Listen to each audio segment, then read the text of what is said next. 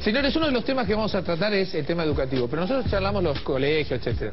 Pero vamos a animarnos a algo en el inversor. Ustedes saben que la educación a mí es algo que me gusta mucho. Vamos a ver, ¿estamos educando bien a nuestros hijos? Hay un video muy polémico que está dando vueltas hace 2 años y yo quiero que lo miremos y lo vamos a ir analizando con Sergio Abrevaya. Empecemos con la primera parte.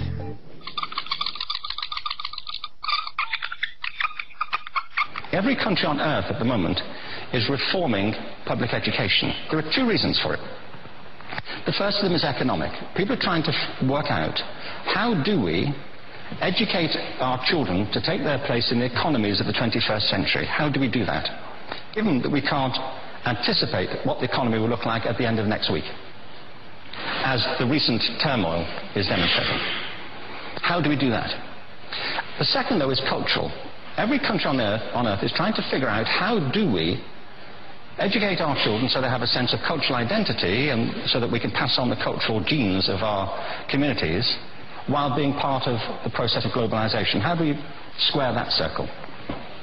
The problem is they're trying to meet the future by doing what they did in the past.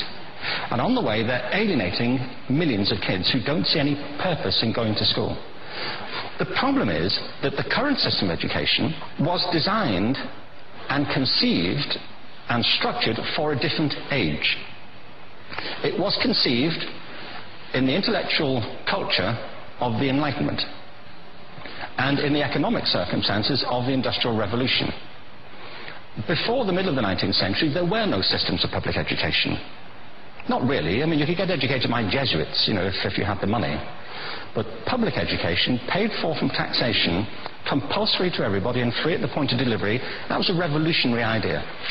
And many people objected to it. They said it's not possible for many street kids, working class children, to benefit from public education. They're incapable of learning to read and write, and why are we spending time on this? So there's also built into it a whole series of assumptions about social structure and capacity.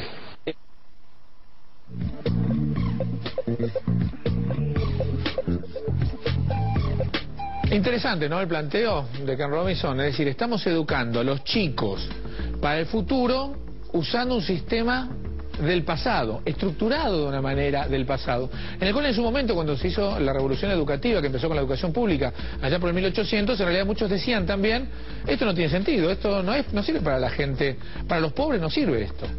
Y sin embargo empezó a hacerse. Pero llegamos a un modelo en el cual ya no nos sirve demasiado. Y hay que empezar a discutir esto de cómo le enseñamos a nuestros hijos. Justamente invité a una persona, amigo también, Sergio Abrevaya, que actualmente es el presidente del Consejo Económico y Social de la Ciudad de Buenos Aires, pero que ha tratado mucho el tema educativo. ¿Qué tal, Sergio? ¿Cómo estás? Bien, ¿y vos? Bueno, este es el desafío, ¿no? Este es el gran desafío de la Argentina. Yo creo que en la Ciudad de Buenos Aires lo podemos hacer. Tuvimos un traspié ahí con la ley del Congreso Pedagógico. Porque el Congreso Pedagógico estaba, ¿no? Para hacerse. Estaba aprobado, estaba acordado, había alguna resistencia posterior de un sector de la iglesia religioso que todavía cree que tiene que seguir discutiendo como hace 50 o 100 años, ¿no? Ahora, este tema educativo, porque nuestros hijos se aburren, dicen que no les sirve, que no le estamos enseñando bien. Absolutamente, es una era en la que cambió la construcción del conocimiento.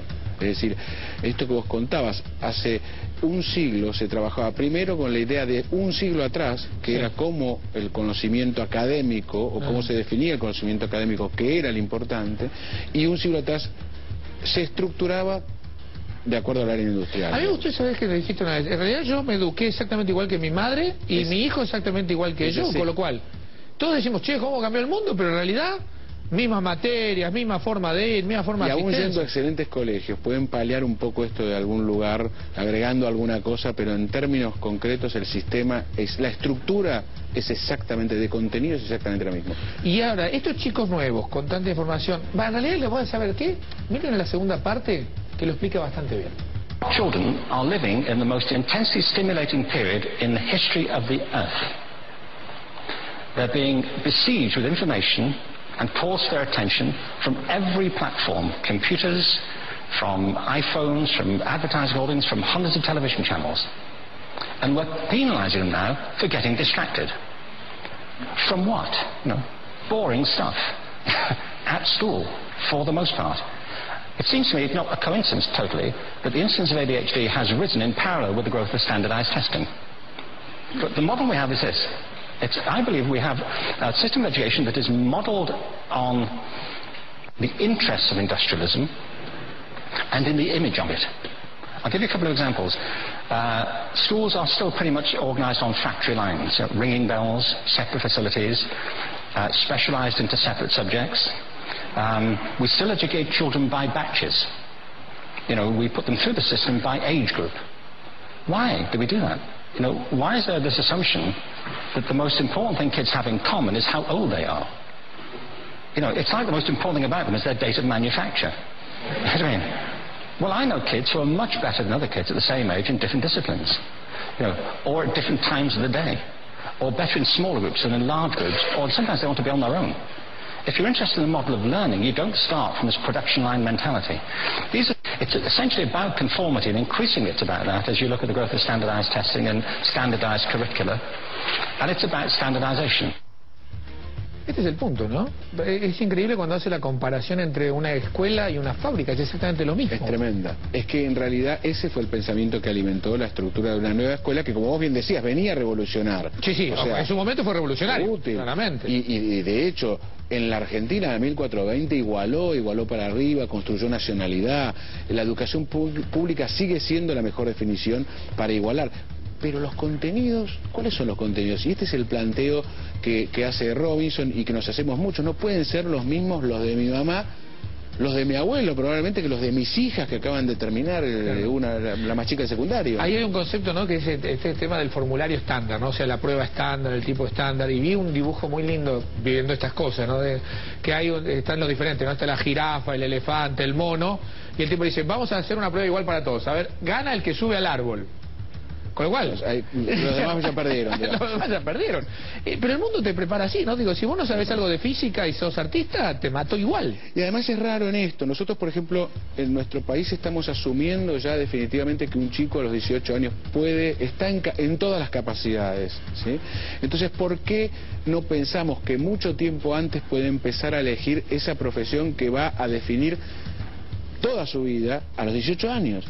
Esa construcción debería hacerlo a los 15, a los 14, a los 16. O sea, empezar a tomar decisiones más de su construcción mucho antes. Claro, para no, eventualmente, para aprovechar el tiempo, esto de si subo escaleras o me dedico a otra cosa, o tengo el cuello alto, me aprovecho de otra manera, o me equivoco antes y entonces a los 18 acierto. Ahora, cuesta pensar eso, ¿no? Una escuela distinta. Además, pensar que si hacemos esta reforma, esta revolución, esta epopeya en algún sentido de discutir la educación que hoy tenemos, se reformaría en definitiva toda la línea, el CBC perdería sentido. Claro, se reforma, y sobre todo el secundario, ¿no? Que es un lugar que no se sabe mucho para qué sirve. Es donde está la mayor crisis. Veamos la última parte de Ken Robinson y después seguimos discutiendo el tema del rol del secundario. I define creativity as the process of having original ideas that have value. Divergent thinking isn't a synonym, but it's an essential capacity for creativity. It's the ability to see lots of possible answers to a question, lots of possible ways of interpreting a question, to think what Edward de Bono would probably call laterally, to think not just in linear or convergent ways. To see multiple answers, not one. And on the protocol of the test, if you scored above a certain level, you'd be considered to be a genius at divergent thinking. Okay? So my question to you is, what percentage of the people tested, of the 1,500, scored at genius level for divergent thinking? Now you need to know one more thing about them.